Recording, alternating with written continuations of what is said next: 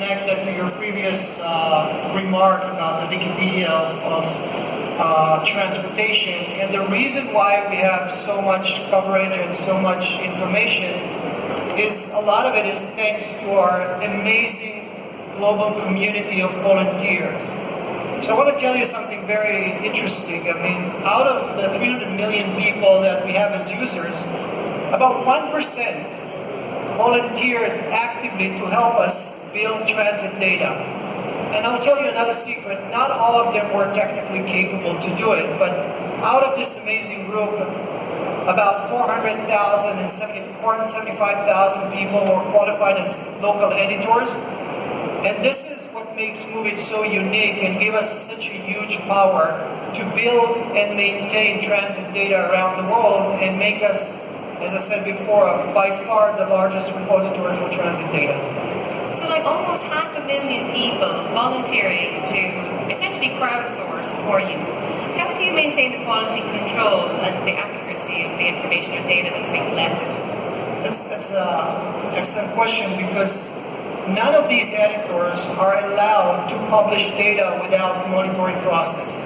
So we have built a very organized and sophisticated hierarchy level between our volunteers. So whenever somebody just publish transit information, it goes through an approval process by other people that has to go and check and approve this data. As you get higher scores, you're being promoted in this pyramid of editors. So we have like 7 degrees or 7 layers of editors. You start at the lower level and you've been promoted all the way to a city manager, region manager, country manager, and eventually at the end, at the top, these are the guys we call ambassadors. So they are all volunteers and they're managing this amazing pyramid of almost 500,000 people. So I'm sure you've got a massive vault of information that you can glean lots of learnings from. Can I ask you, are there any real practical examples of insights that you have learned about the transport ecosystem in a city that has, really informed the way in which that infrastructure and planning happens? So we are collecting today, completely anonymously, about 4 billion data points a day. Think 4 about billion. 4 billion data points a day, and we aggregate this information statistically. Most of this information is about people's movement within cities. When we take this amazing repository and we analyze it, we get very interesting conclusions. I want to share with you one of our researches that we've done in Boston to try and understand why people are driving their car into the city. And there's a train line, Birmingham train line, that is about 40 miles going into Boston and has like 18 train stations in the suburbs. When we analyze people movement, we identified a very interesting phenomenon. At 7:30, pretty much in the morning, which is the worst hour to drive your car into the city, the number of people who drove into the city went up 50%.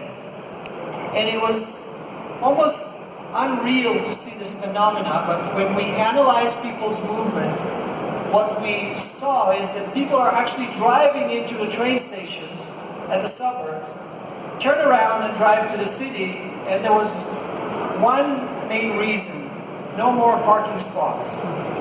So if you think about this phenomena from a city perspective, before you can have this people's movement data, city planners were quite blind about this phenomena.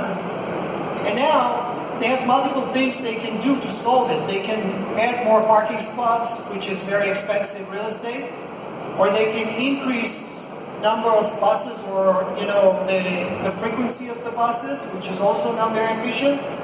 But think about a new solution. Why don't they take some subsidy and give it to ride-hailing companies like Uber or Lyft or Didi and drive people into the train station so they don't need to park their car there? So information can reveal so many different phenomena that can improve our lives without adding more infrastructure. So you've tapped into 2 things I want to ask you about, probably separately.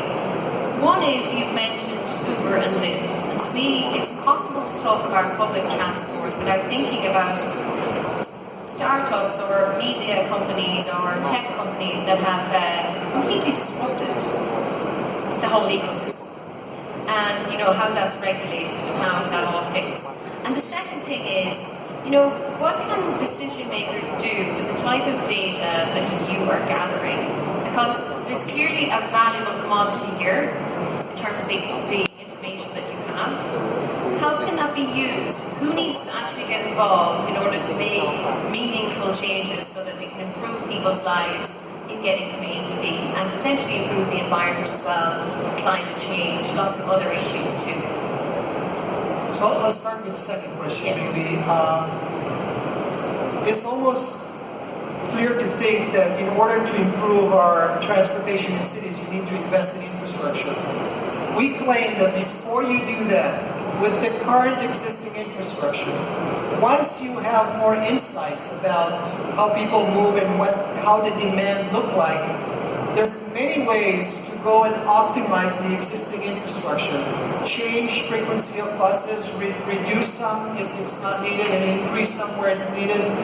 And it's a lot about revealing new information for the city planners and the municipalities. So I would say that before you go and invest in new infrastructure, the data that can be revealed in the last 5 or 10 years changes the whole concept of what do we know about the demand and the supply in the city. And I think it's a great cycle. Yeah, go ahead. But before you go into Lyft and Uber, one of the things that I guess a lot of people are thinking about now is their data and where it goes and who actually has access to it, and the risks that is potentially involved with that. How would you allay those concerns that people might have?